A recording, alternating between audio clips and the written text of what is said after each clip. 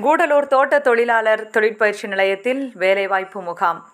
கூடலூர் தேவர் சோலை சாலையில் இயங்கி வரும் தோட்ட தொழிலாளர் தொழிற்பயிற்சி நிலையத்தில் வேலைவாய்ப்பு வழங்கும் வகையில் வளாக நேர்காணல் நடைபெற்றது. பயிற்சி மைய ஆசிரியர் ராஜா வரவேற்றார். பயிற்சி நிலைய முதல்வர் சாஜி எம் ஜார்ஜ் தலைமை தாங்கி நேர்முக தேர்வினை துவக்கி வைத்தார். கோவை பிரீமியர் மில்ஸ் நிறுவன தொழிற்சாலையின் மனிதவள மேம்பாட்டு அதிகாரி ஜெயதிலகன் வேலைவாய்ப்பு குறித்து விளக்கம் அளித்தார். தொடர்ந்து கோவை மாவட்டம் அவினாசி சாலையில் இயங்கி வரும் பிரீமியர் மில்ஸ் நிறுவனம் தொழிற்சாலையின் மனிதவள மேம்பாட்டு அதிகாரி ஜெயதிலகன் மற்றும் மின் பொறியாளர் லோகேஷ் ஆகியோர் பயிற்சி நிலையத்தில் படிக்கும் ஃபிட்டர், வயர்மேன் மற்றும் எலக்ட்ரீஷியன் பிரிவு மாணவர்களுக்கு நேர்முக தேர்வு நடத்தினார்கள்.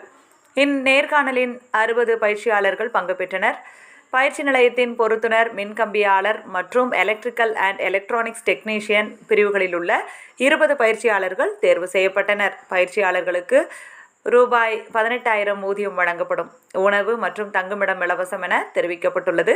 முடிவில் ஆசிரியை கே. அம்மினி நன்றி கூறினார்.